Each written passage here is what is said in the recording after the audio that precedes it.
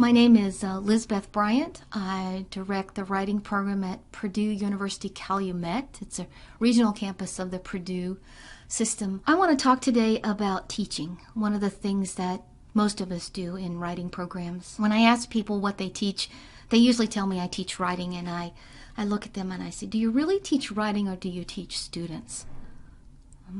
And I ask a lot of my new graduate assistants that question because I think that that's what we're supposed to do, is teach students, which is not a cliche for me. It's more what I'm supposed to do.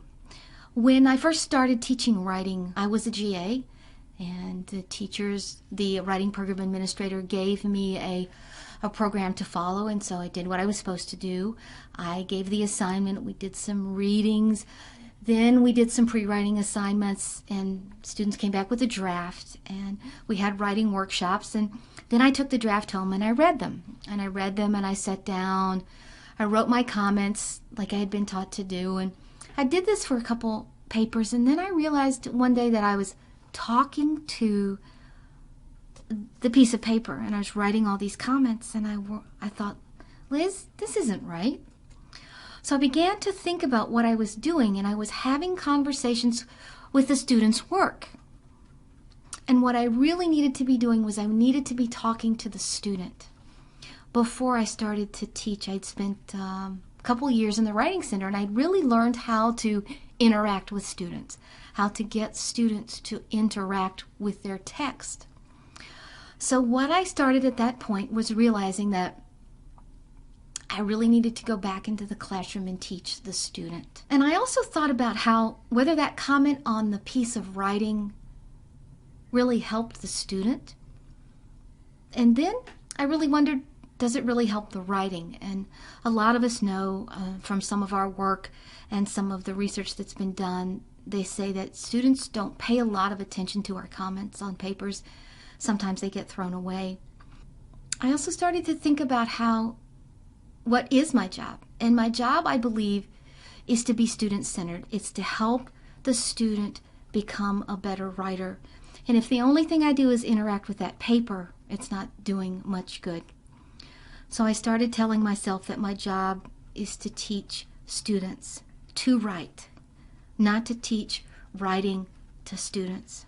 And in this student-centered perspective, I end up changing my orientation to what I do, especially in responding to student work.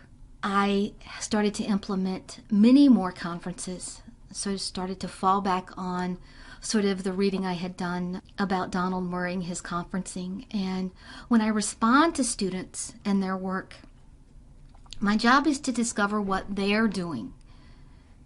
You know, how did you come up with this idea? How did you get it into shape and form? How did you revise?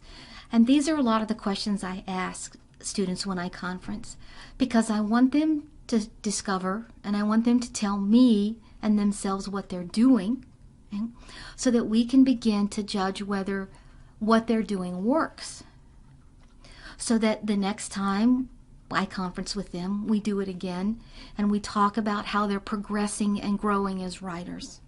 So it's really important to me with the students is to discover the process that they're working, whether that process is working for them. And we talk about that a lot. You know, does this work?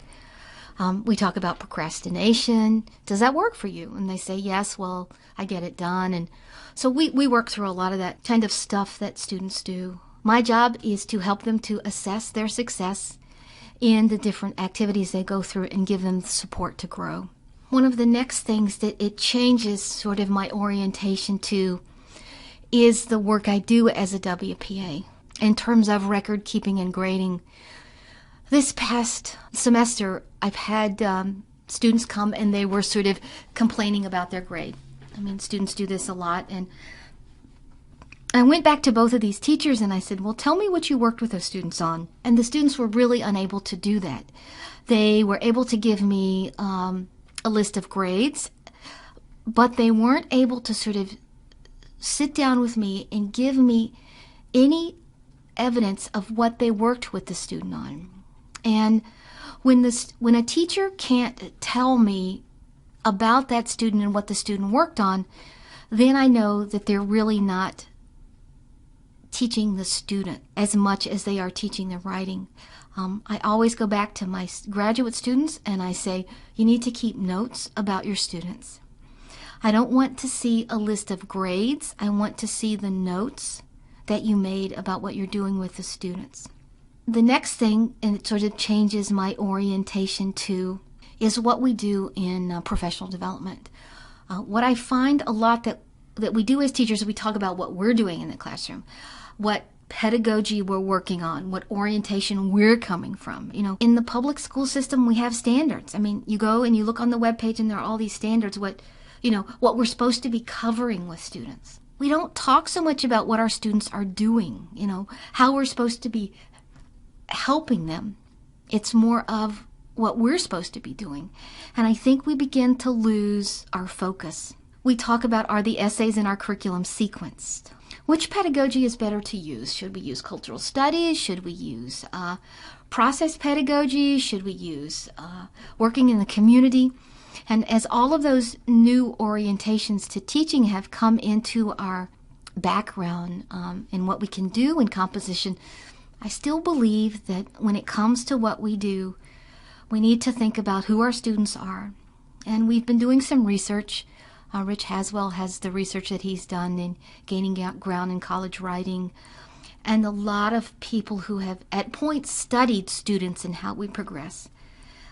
Sometimes I think that we forget that's what our job is. And we forget when we have all these standards and we have everybody telling us what to do, that we forget when we walk into the classroom that I have a group of students. Right now I have a class that is filled with 2 gentlemen who have been laid off from work because of the steel and the auto industry.